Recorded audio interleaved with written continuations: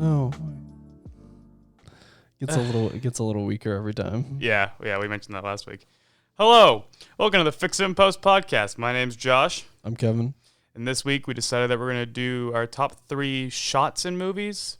So like picturesque shots. I have more than 3, but Oh, do you? Okay. yeah, most Most memorable. memorable shots from recent years. Yeah, we can. So- Yeah, we can call it that. Yeah. Do you want to? Yeah, I'll start. What was your criteria for like a member? Like when you were thinking about this, like what's something that's like, oh yeah, that's like what made this memorable? Because for me, it's colors, like usage of like good colors and like depth is usually pretty good for me. I think for me it's the opposite. I think I really like really long shots with like the protagonist like really small in the midst of a really big, wide open landscape.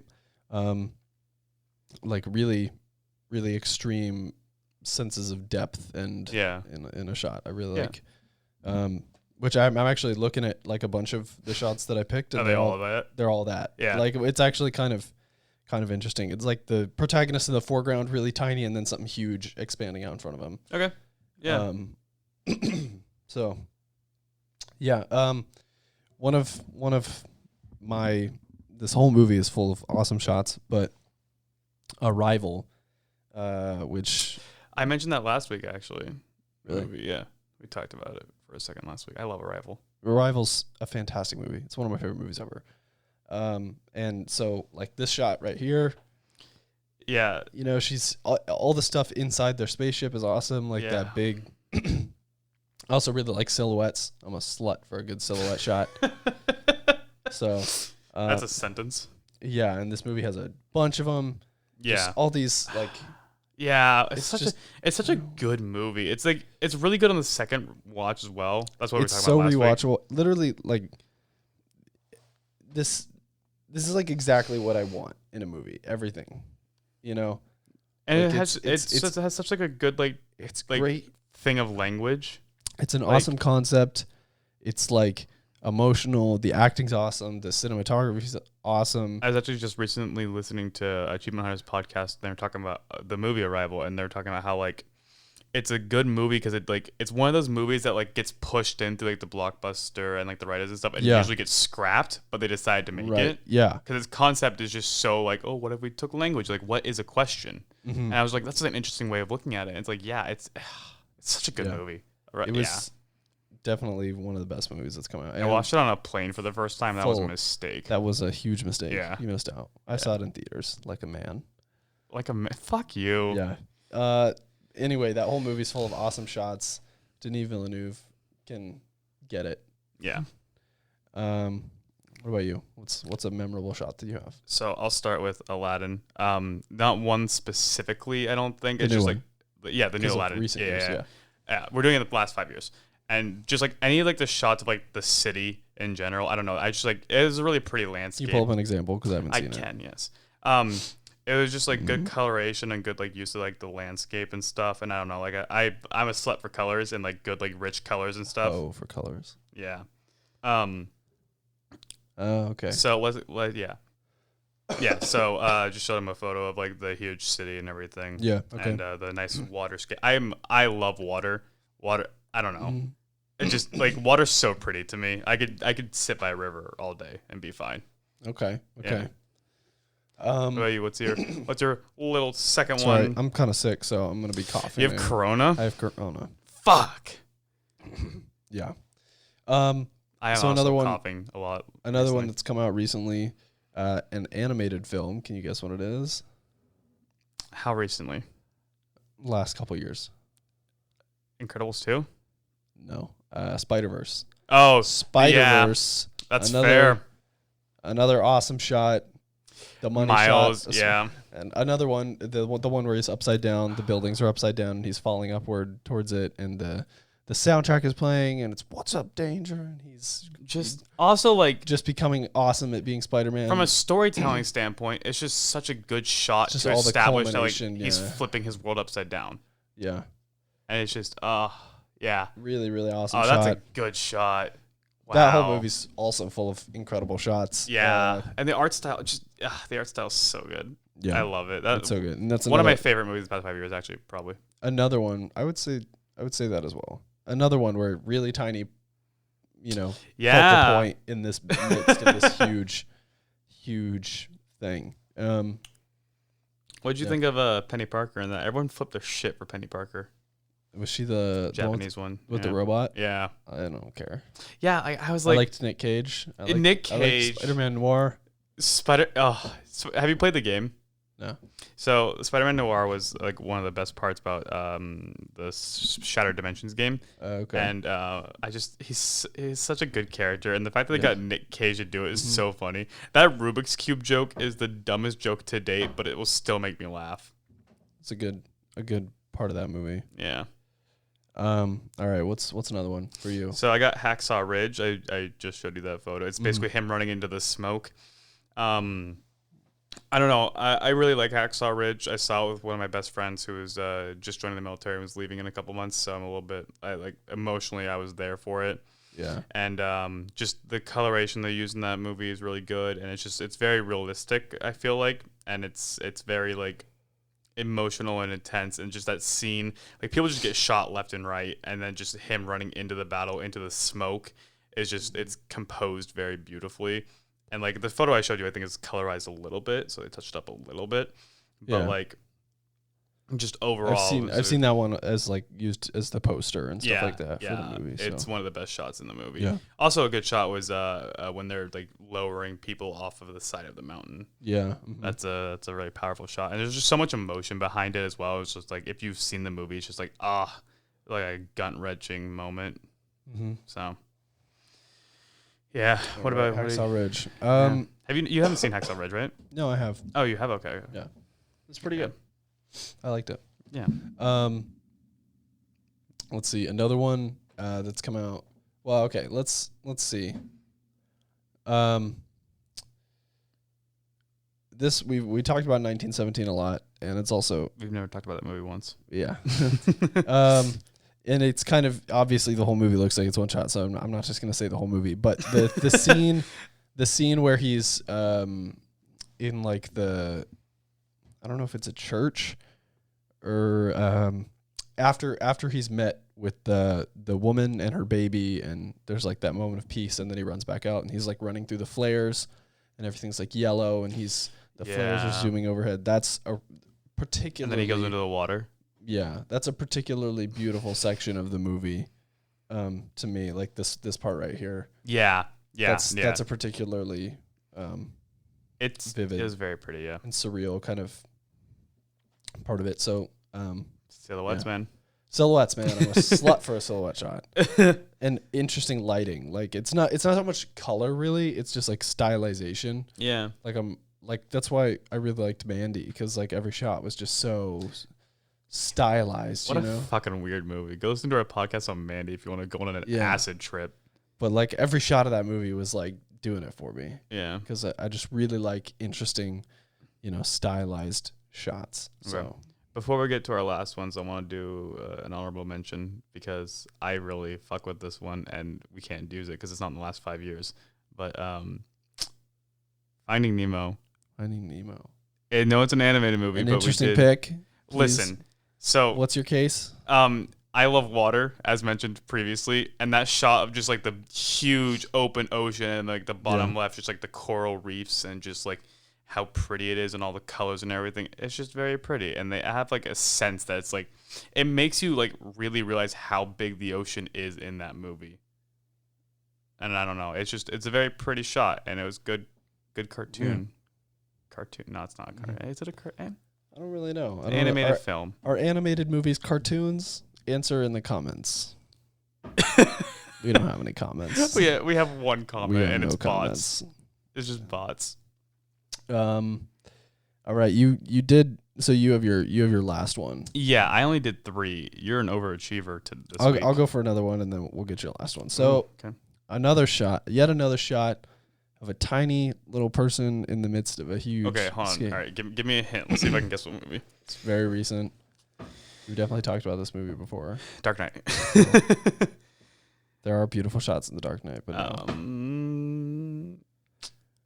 Avengers Endgame. Really? Oh, I tried to avoid the superheroes. This shot right there. Fair. Okay. Actually, yeah. In the theater, that shot made me, especially since it came right after Cap wielding. I was gonna say Mjolnir. I was already up on top of the mountain, just rock hard, and then this shot came, and it was like, and then the shot came, and it was like, wow, that is a good shot. Shot came, and then you did with Cap, and I was prepping myself for Captain America to die because he had just gotten his ass kicked, and then there's this big shot of him standing there, and he's the only one left, and he's about to fight, and it's like he's he like tightens on his shield, he's ready to go toe to toe till his last breath with I wanted the him to entirety reload his fists of Thanos' army, and that I was like ready for it. I was like, damn, that's also that portal scene is really pretty too, where it's all of them just chasing and just going into the fray on your left, dude. But yeah, so that scene was like, wow, that is awesome, and it meant a lot to me with the character,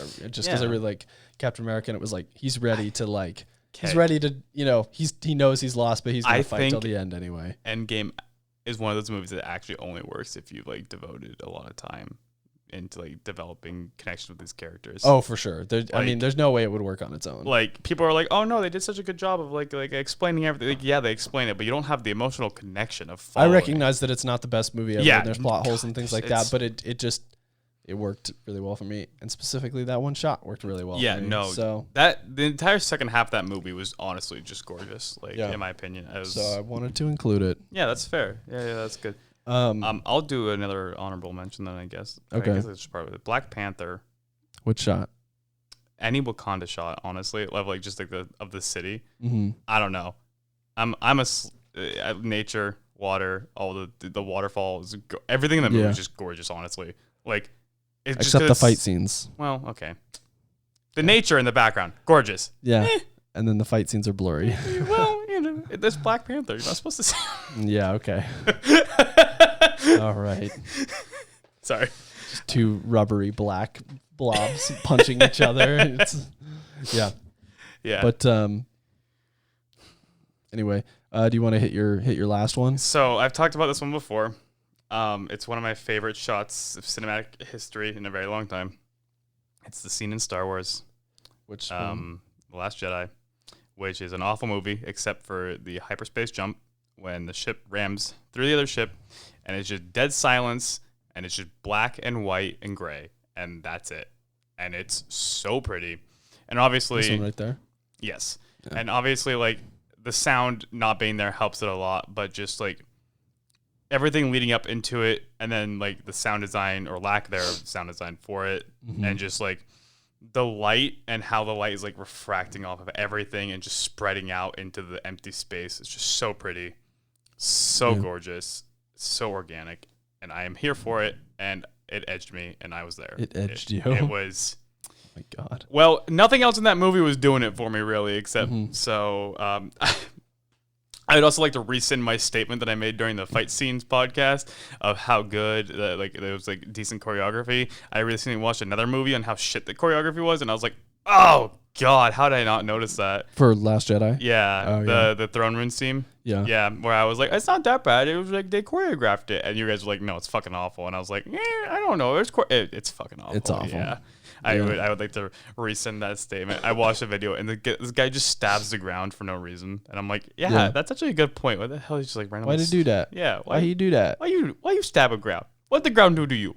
Yeah, I have a Star Wars shot. Ooh, do you really? I do. Also, The Last Jedi, when Luke is standing in front of all the AT-ATs. That entire planet, yeah. That shot, honestly, maybe I'll need to rewatch The Last Jedi. Because it doesn't fit very well because none of it makes sense, but there were a lot of good things that happened in it, a lot of cool things that happened in it. So like cinematography was great for it, and like even like The Rise of Skywalker has some good cinematic shots. But again, another tiny person in the foreground, in front of a silhouette, in front of a huge. I like shots like that where it's like they're facing like enormous odds. And you can feel that from the shot, and so this is very similar to the Endgame shot where he's standing in the foreground, and it's like, and earlier in the movie, he mentions something like, I'm gonna go face down the entire First Order with a laser sword or something that, you know, and then that's like what he's about to do. My friend Nate actually hates that they refer to it as a laser sword as well. He hates when they take like meme culture and like colloquial terms that we use and then try to add it to the movie. Because I mean, if you think about it, like it's never been called like a laser, right? Yeah, it's always a lightsaber. Yeah, I don't think it's ever been referred to. It might have been in like one of their, but yeah, I'm not sure. But yeah, I really dig this shot. It's a good shot. Yeah. That whole planet sequence is cool with the white sand and then the red dust underneath. Sand? I thought it was salt. Okay, sure. All right. Sorry, you should know your Star Wars. I didn't taste the film. You didn't taste it? Wow. Yeah, but then in all the red salt, dust, whatever's underneath, getting kicked up by the things. Yeah, cool sequence. I know people don't like those like rabbit things, but like I thought they were like from like if you like took one out and looked at the design of it, it's pretty. It looks pretty. Yeah. Stupid creature. Why do people not like it? I don't know. They just thought that it was like too much for like the end of the movie, and it was just weird and out of place. They're lynxes, I believe. They're like people are looking for stuff to hate about that movie. Yeah, I mean, it's semi-rightfully so, but like, yeah. Oh, was that one directed by Rian Johnson? Yeah. All right. Well, my last one, I didn't really do this in order, I guess. But Roma, which came out a couple years ago. Whenever someone says Roma, I just think of Scott Pilgrim. It's not even right, but like, why is that part of that movie? The main character's name's Roma. It's either Roma or something similar. That's why it always reminds me of it. I'm gonna sound real dumb if it's not. Well, anyway, Roma. It's a beautiful movie, black and white. Lots of really cool compositions. Ramona, that's why. Ramona. Yeah. Okay. Lots of really awesome compositions. That's a good one. Oh. Right there. Oh, that is pretty. Let's see. There's one where she's sitting in the movie theater. That's a good one. Silhouettes. Black and white. Small person in the foreground. It is in black and white, yeah. And then at the end, kind of like one of the climaxes of the movie, I guess the climax of the movie is when she's like running into the ocean to like save this child who she thinks is drowning. And it's a big, long dolly shot as she runs, like parallel to her. She runs out into the water and then she gets the child and then it goes back and it's just one long shot. And then she's on the beach huddled together with all the kids in this almost like, it's like a statue, you know, it's like something that they would have, like a Renaissance sculptor would have made, you know, it's very, very, I don't know. But that movie is also full of great shots, and especially like since it's in black and white, you know, you focus more on the composition and what's happening, and like the contrast, which is I really dig. That's what Citizen Kane does really well. Yeah, I dig high contrast shots, with lots of depth. Yeah, and silhouettes. That's how you hook me. So we got the three things. We got silhouettes, tiny protagonists, silhouettes, which kind of go hand in hand with contrast. Yeah, high contrast, and then lots of depth, aka tiny person in the foreground. Yeah, in a very, very big scene. Yeah, it's usually. Yeah, and notice how we didn't include any Tarantino's because it'd all be the feet shots. It'd all be the feet shots. Yeah, those are if we had if Quentin was on this podcast and I was like, what are that's why I was like, what are the favorite shots out of your movies, Quentin? And he'd be like, all the feet. Yeah, and once upon a time in Hollywood, the scene with Brad Pitt when she puts her feet up on the dash, that one just does it. Does it for me. Dude, that's so weird. Dirty hippie feet. Oh God. Yeah. Tarantino's weird. He is a weird dude. That's part of his thing. Yeah. He's definitely strange. Yeah.